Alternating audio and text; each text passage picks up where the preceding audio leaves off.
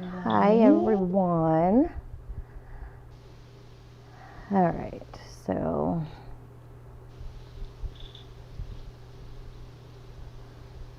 I got the the Facebook notification. Okay. So I'm going to go ahead and share that out. And then you can do the same thing if you'd like to. Yes. Let me share it I to my group. Let's see. There we go. The Facebook notification. So I've shared. Okay. So I'm going to go ahead and share that out. No, I've never tried to share it from my personal page, so. All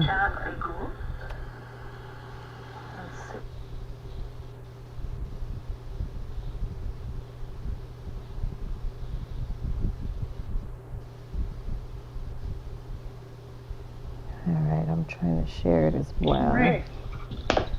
And then we will get started if I could get on and share it.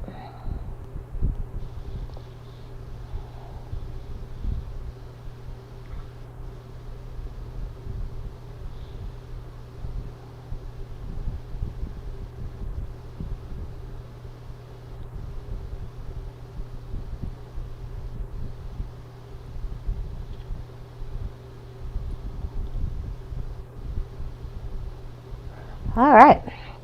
So we are on. So welcome to the 8th episode of Time for Tea with R. Marie. So I am R. Marie, your host, and I am just so excited about our show tonight. I do have a special guest that is going to be joining me as we talk about walking through fear. So again, I'm so excited. I am also your ambassador of hope. And so what I do is I help women to overcome traumatic situations by providing healing, hope, and freedom. So without any further ado, we're going to go ahead and get started. So I am going to bring on my guests. And if you're watching this, please go ahead and share this out. Invite your girlfriends, those who need to hear this conversation. So we're going to go ahead and bring on my guests, and then also you can find this on Facebook. You can find this hopefully on Instagram as well as YouTube. All right, and so there we are. So Amber, you are on. So welcome, Hey. welcome. Welcome, hey. And thank you so much for being a guest on the Time for Tea with R. Marie live show. We're super excited to have you. Of course. Thank you for inviting me. Of course. And so I just want to say, I've been doing this. This is just my 8th episode, so I haven't been doing this very long, but I knew that you were definitely one of the people that I wanted to have on as a guest. Amber and I met on International Women's Day. We met at an event that we were both speaking at this event, and I was just so in awe of your story. And so I knew that once I started this, that I wanted to have you on as a guest. As a matter of fact, I have a picture here of us, I think, that I can pull up. Let me see if I. Okay. Yeah, I was like, let me find our picture here. Let's see. Yay! There we are. I don't know if you can see that, but those who are watching should be able to see that. Yes, but yes, this is a picture of when Amber and I met some months ago. So again, I was just so in awe of her story. So I'm going to go ahead and let you introduce yourself and just kind of tell who you are, what you do, and then we'll take it from there. All righty. Well, once again, thank you so much for inviting me. Like, me and you kind of do the same thing. Like, I'm a confidence. Oh, first off, I'm Amber Nicole. Like she said, I am a confidence coach, and I also help women coach them through trauma, through life issues that they deal with. Women that dealt with rape, molestation, abuse, those types of things. I help coach them through that with healing, helping them with healing, and also not just striving past the healing, but learning how to thrive. Because there was some things that I dealt with. So I help people through my experiences that I've dealt with. I also help them as well through my business, Justice by Amber Nicole. Awesome. Well, thank you so much again. We're so glad that you're here with us. And so, this story, Time for Tea with Our Marie, or this show, I should say, really is it's just an opportunity for girlfriends to get together and to discuss our stories. And again, I just have to say that Amber was just so, I was just in awe of your story and how you were. Oh, Keontae is on the line, and she says that you are echoing, but she said it went away. So I think you have on your earphones. So hopefully we won't have any other issues. But thank you, Keontae, for Right. joining us. And Keontae was the person that connected Amber and I. So thank you so much. She was the Correct. person that hosted that free women's event. And so just talk a little bit, Amber, about what led you to becoming a confidence coach. Oh my God. So I would say it was I wouldn't say it was kind of by accident, but it was really something that I never even thought that I would see myself doing, because normally I'm such an introvert. So Mm-hmm. I don't talk that much. So everyone would be like, "You are the shy woman who never speaks. How are you helping and speaking and helping women across the world?" But I think when you sit with God and you find your purpose, it's really something that really pushes me and helps me. So far as me being a life coach, it was really me. I also heal through them. So like Mm-hmm. I've I dealt love with that. yes, so I've dealt with being molested at Mm-hmm. 11 years old and pregnant at 12 years old. My baby Mm-hmm. girl is 23 years old now. I've dealt with living in low income environments. I dealt with being in an abusive relationship mentally and physically for a decade. So me being able to get over that and seeing so many women are not able to get past that, and they lose Mm-hmm. their confidence because of a man or their life experiences. And since I was able to get over that, I seen myself like, I need to help you, sis, because Mm-hmm. seriously, the confidence that you don't have in yourself is not you, it's what someone placed upon you. So let Right. me help you show you that you are amazing, that you are beautiful, that you can have everything that you achieve in, but you have to believe in yourself first. So Mm-hmm. me helping them also helps fill me. Yeah, so I love that. And I love that you said that you heal even through them. And as I stated at Hmm. the beginning of this show, that I was just so in awe of your story, and we just kind of ran right over that. But I want to kind of take you back to Yeah, when you yeah. talked about being 11 years old. Kind of talk to us about what you experienced then. So when I was 11 years old, it actually started when I was 10 years old. But when I was 11 years old, I became molested. I mean, I was molested by a man for almost a year. It was a friend of my mom's, Mm-hmm. and he would do things to me that you shouldn't do to children. But I never told anybody because I never had anyone that made me feel comfortable enough to be able to say these things. So I really Mm-hmm. just kept it to myself.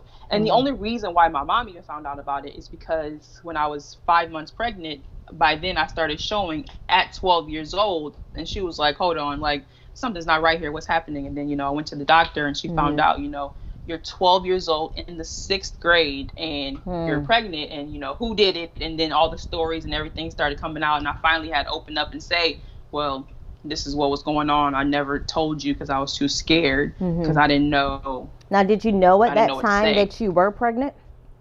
Did you know at that I time? No, honestly, I didn't, because I didn't. I mean, at 12 years old, who really knows about pregnancy? At Right. 11, I had her at 12. I was pregnant at 11. Who knows about pregnancy? You see people be pregnant, but you really don't know. I Mm-hmm. felt my body changing. I knew that there was something different, but I just didn't know what it was. Hmm. But I hid it. I don't Mm-hmm. know what's happening to my body, but I'm gonna hide it. But you So knew I'm wearing like, enough to, yeah. yes. So at what point did you realize that what you experienced wasn't normal? That what you I would. experienced was wrong? Like you said, you didn't have the support. You didn't really know to tell anyone.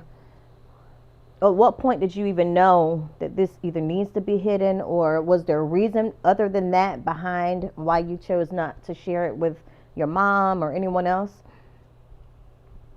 I would say the reason why I didn't share it with my mom is because I I guess I knew it was wrong, but Mm-hmm. because I didn't stop him, then I Mm-hmm. felt like I was wrong too, and I didn't want to get in trouble. So Mm-hmm. since I'm not saying no, don't do this, I'm Mm-hmm. just allowing it because I'm too scared to even stop him as well. But since I'm allowing it, then I'm going to get in trouble too. Although this man, I was 11 and this man was almost 30 at that time. Wow. So he knew better, you know. But for me, it's like, is this wrong? Should I be doing this? Will I get in trouble if this is happening? I don't know, you know. Yeah. So, what would you say? Because I know, you know, I'm sure there are some women that may be listening or that may catch the replay that have experienced molestation or rape or some of those things that you have experienced. What would you say to those women who are still struggling with that, and you know, maybe they are still hiding it because they feel they have a fear that they won't be believed, or they feel dirty, or they feel like, as you said, that to some extent that they may have been the cause, or they didn't necessarily know, you know, how to stop it, so they feel guilty for allowing it. What would you say to that woman? So number one, what I would say is, let me just speak to like the Black community, because Okay. what we do is we say, let's keep it in the house. Don't Yes. tell our business. I hate Let's that. keep it Can here. we? Yes, People I outside hate don't that. need to know what's going on. So Mhm. what happens is when we can't tell nobody, when we can't speak about what's really going on with us, and we have to suppress that, part of that suppression is what gives us mental illness, what gives us confidence issues, what gives us, you know, the dealing with men that we shouldn't be dealing with because Mhm. we don't know any better, because we've suppressed so much. So Right. number one is, yeah, your mama might be saying, and don't be telling them people my business, but Mhm. you need to tell somebody your business, whether Right. your mama want anybody to know or not, for Mhm. you, because we have to take care of ourselves first. So if Yes. my mama or my auntie or whatever don't want me to say anything to anybody, I'm going to find someone that I trust, not just telling everybody, but I'm Mhm. going to at least find one person that I trust that can help me, because when we're Right. able to speak about it, when we're able to tell somebody, Mhm. and also that person needs to be, he, she, whatever, needs to be held accountable. We Yes. cannot keep them because it's your uncle, because it's Mhm. your cousin, because it's Mhm. your daddy, Mhm. because it's a family friend, that he should not be doing it. No, because he's wrong. He should not be doing it, and he needs Mhm. to get in trouble for it. And if he got to go to jail behind it, then it is what it is, because he shouldn't be doing it. Mhm. Don't say let's keep it underneath the rug because Yeah. we don't want Uncle Joe to get in trouble. We don't want cousin whatever Yeah. to get in trouble. You know, no, he's in trouble because he shouldn't be doing these things to Right. young girls. You're taking advantage of us. So I would tell that young girl to find someone that you can speak about, that you can talk to about the situation. Mhm. Don't hold it in. Don't hide it. And Yeah. just like how I felt like I would get in trouble, I would get in trouble too. You're not going to get in trouble because he took advantage of you. Mhm. You didn't ask for this situation. So you go Right. find someone that can help you. You speak about it and you get that out there, and get therapy, because Mhm. healing is hard, but you have to heal from that situation. And it's not your fault. Say that last part one more time. Yeah, I So think you yeah. froze just a little bit. Say that last sentence. I'm sorry. It's not your. Oh, You froze just at the last. it's not your it's oh sorry. That's I want to okay. tell them that it's not your fault why you Yeah. went through that. Yeah. And I totally agree. And I think it's so huge, even what you're bringing up about, you know, what stays in the house stays, you know, what happens in the house stays in the house. I think that our people have been suppressed and oppressed by that ideology for so long that we don't know how to get out of it. And we Mhm. do have a difficult time Mhm. inviting someone else into our pain.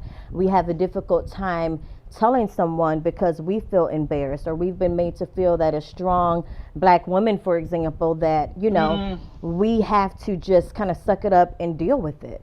And so I love that Mhm. you're bringing that up, because that is the first step to healing, is inviting somebody else into your pain that can help walk you along that journey.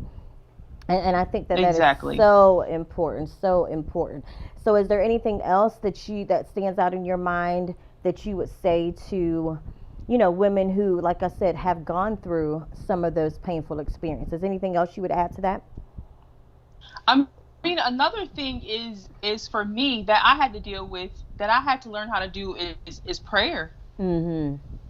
I prayed a lot. I pray, you Mhm. know, God, help me with this. Help me with the shame that I'm feeling. Help me with the lack of confidence that I have in myself. Help me with making me feel like this is my fault and now I feel like nothing. And Mhm. help me overcome this, because I'm struggling right now and I Yeah. can't get over it by myself. I need help.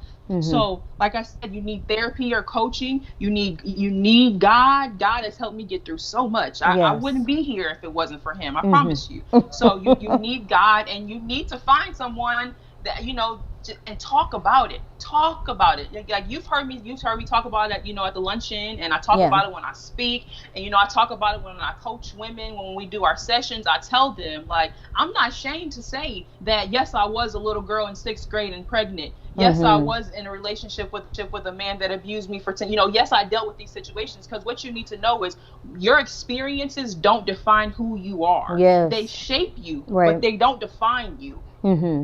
Now, what would you say? Because I think prayer, like you said, I agree with that. It's just so important. What would you say to the Christian woman that does not even know where to begin with prayer? Because sometimes, certain topics such as rape, molestation, abuse, sometimes could be seen as taboo in the church. And so a lot of Mhm. times it's just not discussed. And so people don't know how to go Mhm. to God because they're not hearing about it in church. They're not able to talk about it with their pastor. They're not able to talk about it with other members. And so what would you say to that woman that is just like, I don't even know how to get to God. I don't know how to begin in prayer. Like what steps did you take to even help you kind of overcome that sense of shame or embarrassment, even when it comes to seeing God as your heavenly Father? First off, I cried. Mhm. Like, because a lot of times, being a strong woman, you don't want to cry. Mhm. I gotta be strong. I can't show face. I gotta be being a Capricorn too. But I cried, and I sat there, and I asked God, like, God, show me me, Mhm. because I don't know who I am. I don't Mhm. know me, but you know me, because you made me in your likeness. So please show me and help Mhm. me get through this. Please heal me, help Mhm. me. And this isn't just something that you just do one time. Right. I didn't get to where I am today by one praying one day, and all of a sudden I'm confident. I got Right. through this daily prayer, daily meditation, every day. Still today, I Mhm. pray and I meditate. I pray and I meditate, because meditation is where I find my peace, Mhm. and prayer is where I go to God to help with the guidance aspect of it. Right. So prayer and meditation, and just asking God to show you who you are, to Mhm. heal you, and just, I surrender to you. I Yeah. surrender my old ways. I surrender my old way of thinking. I help me heal my heart from this pain that I've been going through. Mhm. Also, another thing is forgiveness. Yes. Yes. I That's huge. That was forgive the good. Yes. person who did this to me. Mhm. I forgive you. And you don't just, forgiveness does not mean it's okay that he did it. Of Right. course it's not okay, but I'm going to forgive you, so I'm not holding on to that anger, that hate, that shame, that embarrassment, all those ugly nasty things that I'm holding on to. I need to Mhm. let that go. And I could not let that go until I forgave him. I didn't have to Mhm. physically forgive him. The Right. man's in prison. But I Mhm. didn't have to physically go to him and say, I forgive you. I Right. said it out of my mind. I forgive him. I'm Mhm. over it. I'm through it. I'm done. I'm not holding on to that no more. Then, Mhm. with forgiveness and prayer and meditation, and just constantly showing up for yourself every Mhm. single day, Yeah. not just one day, every day, consistency. Mhm. I love that. And so you hit just such a key point with forgiveness. And I think that a lot of times women, we get stuck there. How do we Mm. forgive? How do we truly know that we have forgiven? And so, can you talk a little bit about even that process for you? Because I'm sure it wasn't just, I forgive and I'm done, and the pain just No. instantly went away, right? And so a lot of times that's It what definitely people wasn't. want it to be, and that's why we have such a hard time forgiving. But talk a little bit about what that was like for you, that forgiveness process. So, for starters, I had to forgive. I sat down and I wrote a list of Mm-hmm. all the people that hurt me. This Mm. person hurt me. This person hurt me. This person, even if it's something minor, a friend hurt me and did this, whatever. I sat and wrote down these things that hurt me in my life, and Okay. then I, out of my mouth, said, I forgive you so and so for blah, for doing this and this and this Mm-hmm. and this. I forgive you so and so for doing this and this. Mm-hmm. I understand that you did what you did, because that's your character, that has nothing to do with me. Right. So when you write down, you see it. You Mm-hmm. you you see who did what, and then you write down what they did, so Yeah. you understand what they did, and then out of your mouth you say, I forgive you. I sat in front of a mirror and I said, Mm. I forgive you so and so for doing Yeah. this. I forgive you so and so. And then that one moment, it was very releasing for me. Now, like Mhm. I said, it wasn't like, oh, I forgive you now, I'm done. Of Right. course not. Right. I still had it within me, but Mhm. that's what I started doing, is saying out of my mouth, I forgive you. And then during those times, I'm crying because Mhm. I'm in pain, and Yeah. I'm reliving these moments again. Mhm. I'm a grown woman, but I'm that 11 and 10-year old Yeah. girl once again. So Mhm. I'm releasing that little girl within inside of me, and I'm Mhm. growing up the grown woman that I'm Mhm. supposed to be. Right. And So I think, that's how I started. yeah, and I think that's so key because so many people don't. That's the part that most people want to run away from and avoid is going back and reliving. Because we Mhm. have to relive in order to heal. And so, I'm Mhm. sure you working with clients, myself as well, when you're working with women, that is the hardest part is to get them to sometimes relive what it is that they've experienced because you can't heal from it if you don't revisit it. Mhm. And That's so true. I love that you said that you had to go back to that 11 and 12-year-old girl and you had to revisit that pain because that was the only way that you were going to be able to adequately deal with what that pain is. And so I see some comments, and so I'm just going to thank you for those of you who are watching, Gretchen and Keontae again, and those of you who have tagged women. And Allison says suppressing hurt can cause mental illness. Get real and get healed. And I love that. That's one of the things I say all the time. It happened, it hurt. Now let's heal. We got to acknowledge that it happened. Yes. We got to acknowledge our pain behind it. And then we have to put in the work to heal. And then also, very therapeutic exercise. Rolanda says that, I'm assuming she's talking about when you wrote down the people that you needed to forgive. And so a lot of times we think that, Yes. I can just mull over it. Eventually I will forgive them. And then something happens and it's a trigger, and we realize that that Yes. pain is still very much there, right? And so, Yes. and so, a lot of times people will say, well, how do you know that you've truly forgiven? Well, what I like to say is that pain that you once had is no longer as immense, is no longer, it's not the same pain that you once had. And so you're able to, see that person and, and not have that same anger, that same Mhm. bitterness, that same, all of those Yep. emotions that you have is a clue that lets you know that you're truly walking in forgiveness. And so now, as a grown woman, because you brought that up, that now, you've moved from that place to a grown woman. I'm sorry, my little earbud won't let me be great, but so as a grown woman, what would you say to your 11-year-old self that was going through what you experienced?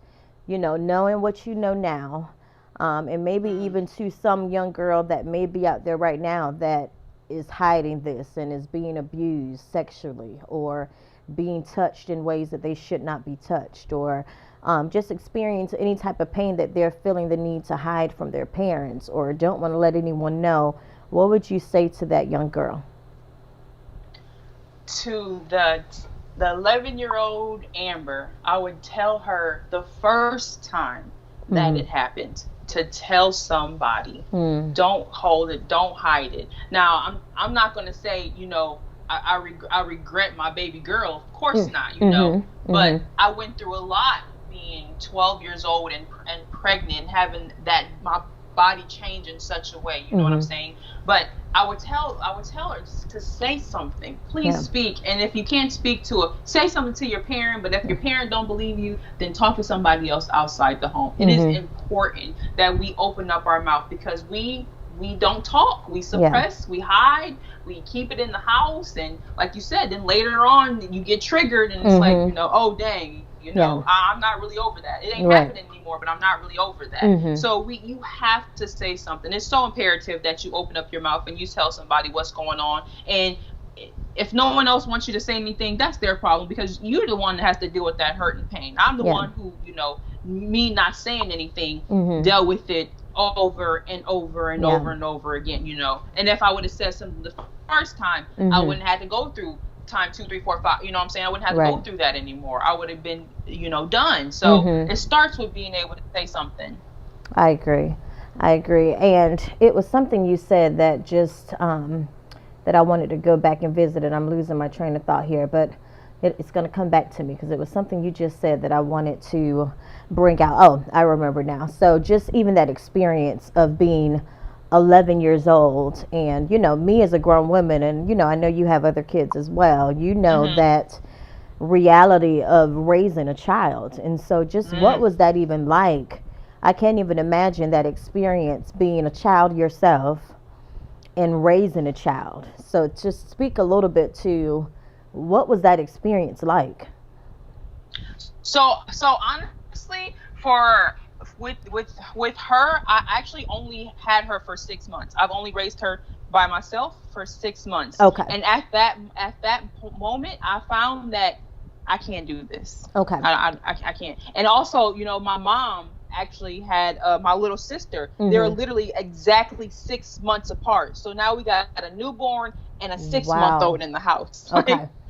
That's not going to work. Mm-hmm. My mom, as a single parent, is like raising twins, and I can't work at 12 years old. So that's not going to work. So what I did is I found a family through a church, mm-hmm. a Black family, and we did an open adoption. Awesome. Okay.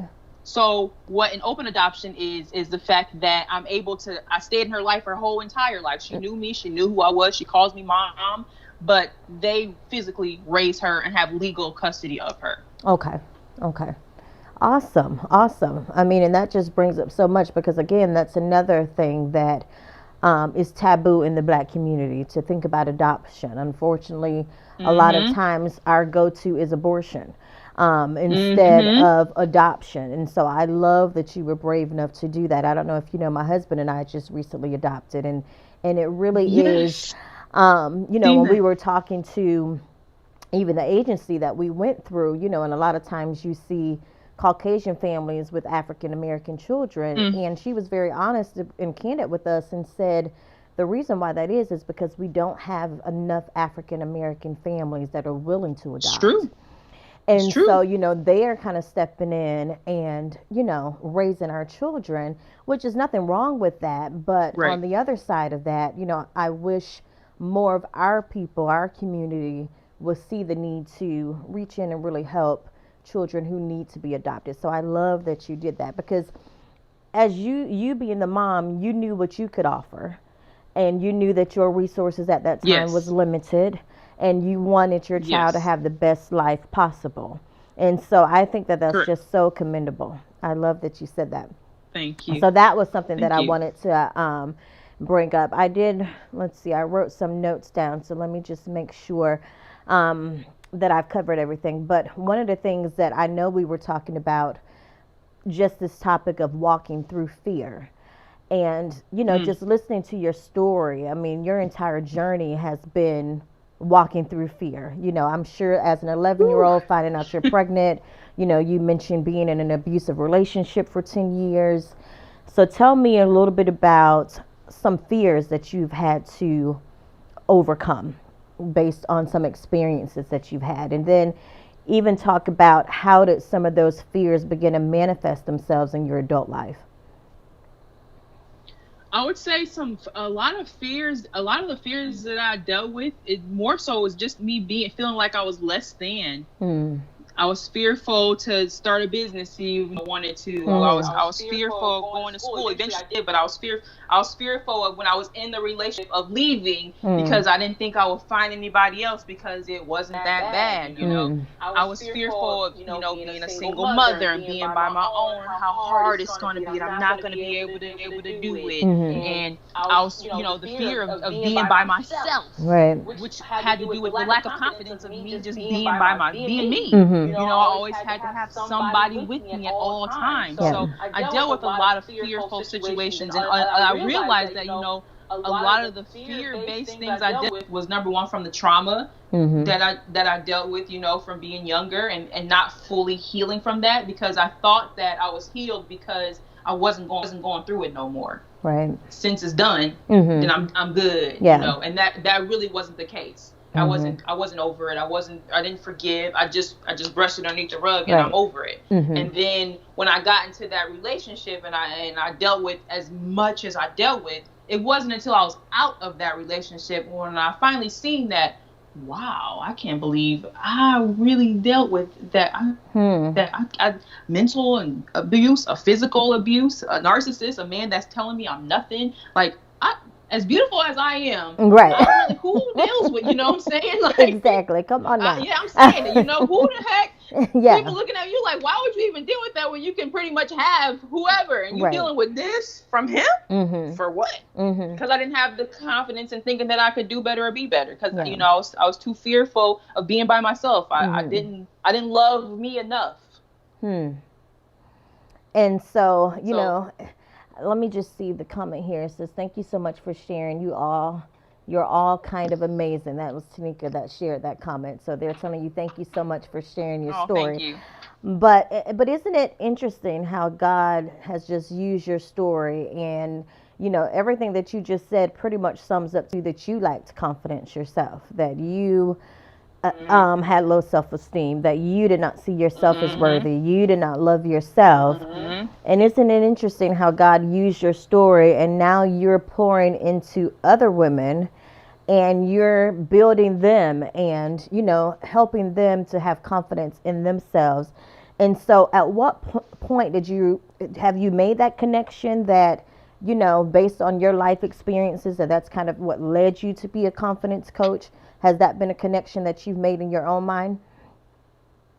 Oh yeah, definitely. I realized because once I was out of it, Mhm. then my eyes, my vision, I seen so many women that Mhm. dealt with it. When I was Right. in it, it was normal, so I didn't Yeah. think nothing of it. But when I was out of it and I became the woman I am, I'm like, wow, so many women deal with lack of confidence. So Right. many deal with not loving themselves, Mhm. and they would swear up and down that I'm confident, I'm Yeah. beautiful, or so many women that don't know how to take care of themselves and put themselves first. Mhm. Numero no, they don't know how to do that Exactly. because we're so busy putting everybody else first, you Yeah. know.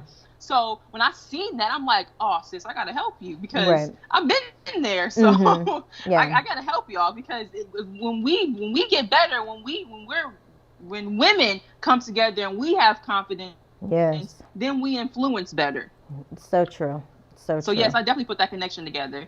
Awesome. Awesome. So I love what you do. Like I said, I loved your story. I'm so glad to have you again as a guest on Time for Tea with Armory.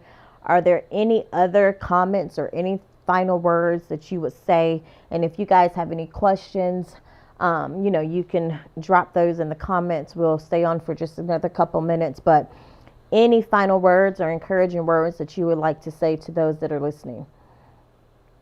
Definitely. So what I do want to say, is that what I didn't say, I just touched on briefly, Mm-hmm. is us taking care of ourselves first, Yeah. because so many we black women, we have the superwoman syndrome, and I got Right. to be strong, and I got to take care Mm-hmm. of everything. But at the end of the day, when you take care of so many people first, we don't have nothing left over to take care of ourselves. So what I've learned is that I need to take care of people and help people from my overflow. So Yes. I need to be full first. Mm-hmm. And once I'm full, then from there I can help you. Because Yeah. how am I helping you from a depleted cup? I can't give Exactly. you all of me. I can't give you that much of me. I Right. so women, we need to start taking care of you first, Mm-hmm. then taking care of everyone else and helping everyone else from there. Because when you take care of you first, you have such a peace of mind about how you operate. Yeah. Like right now, like because I use self-care and prayer and meditation, Mm-hmm. I I have such a peace of mind. Even when stuff happens, chaos, craziness, because obviously,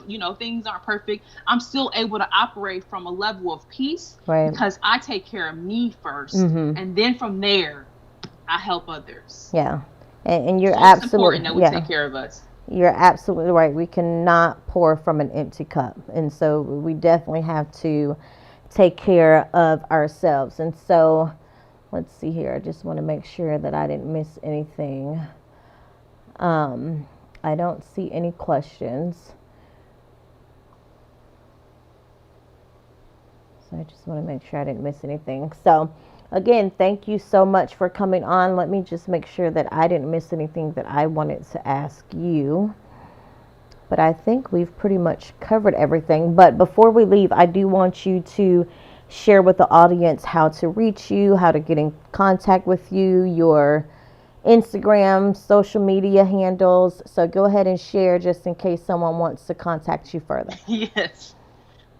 All right. So everyone who anyone who's looking for coaching, who needs help, who's struggling, who can't get through life, who needs someone, because I mean, I have a coach. Number one, let me Mm-hmm. start off by saying that I have a coach. Mm-hmm. So even where I'm at, I have a coach. So everyone needs coaching, you know. So Right. if you to reach me, you can reach me at my website, which is ambernicolespeaks.com, Mm-hmm. AMBER Nicole NICOLE, and then speaks .com. You can reach me there, and then you can also reach me on my Facebook page, which is Amber Nicole, or my business page, which is Justice. That's JUSTYCE by Amber Nicole, and then the same thing on Instagram, Amber Nicole 1224, or Justice by Amber Nicole. I'm all over the place, right? That's not a bad thing. That's a good thing. Yes, Yes. yes. Yes. So again, thank you so much for coming. Let's see. Um, my dad, I can't even just say Reshay, but my dad is on here. That's his name. I couldn't call him by his Hey, first name. Dad. But he says God has truly blessed you. So thank you, Dad, so much for tuning in. So again, I'm just so happy that you were here. We will definitely have to do this again. And who knows, we may run into each Yes, other at another event. But I right. wish you all the best in your business and success. And your, do you want to speak even on your upcoming books, or is it too soon? Oh no, no. So I have two books coming out. Okay. One book is called, the one is in August. The one in August is called Girl Get Up and Move. It's a 40-day devotional. It's an anthology, so I'm doing it with I think 20 other women. So Okay. that's just basically us talking about, Bible scriptures and what we need to do, that once you fall down, once you deal with trauma, that you Hmm. still need to get up and move, sis. You can't just sit there. So Amen. that's that book. And then I have another book, which is another anthology that's coming out that I'm doing with Dr. Sherwood. It comes out in September. Yeah, Hmm. September 18th or 15th. And that one is called Courageous Enough to Launch. So that book is about me having the courage to be able to launch my business, Hmm. because being in business, it's hard Yeah. and it's scary, but you have to have the courage. You have to have courage in everything to be able to move. So having the courage. So I have a chapter in that. I'm doing that with that one. Actually, I think it was with 50 other women. Oh, So that's wow. going to be a big book, but so Yeah. it's going to be a lot of information in that one. So Yeah. that will come out in September. So yes, pick up those books. I'll definitely be having those on my page.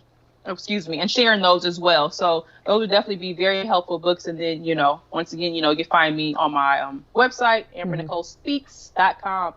And I want to thank you too, for inviting me. I appreciate you. Of Like this is course. amazing. What you're doing is amazing, and we definitely need more women to be able to connect and speaking about these serious conversations, Yes. because a lot of people don't talk about this. So I appreciate that you're doing this. I applaud you. Oh, thank you. Thank you so much. Well, until we meet again, if there's nothing else, no other final thoughts. That's it. All right. So thank you so much again. And so we will have time for tea with our Marie next Thursday. We will resume next Thursday. So I look forward to seeing you all. And you know what, Amber, I had you talking so much you didn't even get a chance to drink your tea. But that's all right. I know. We can It's cheers to cold. each other. Cheers. Cheers. All right. So thank you all so much for joining. I hope that you have a wonderful night, and I will see you next Thursday. Thank you so much again, Amber. And Bye. bye, guys.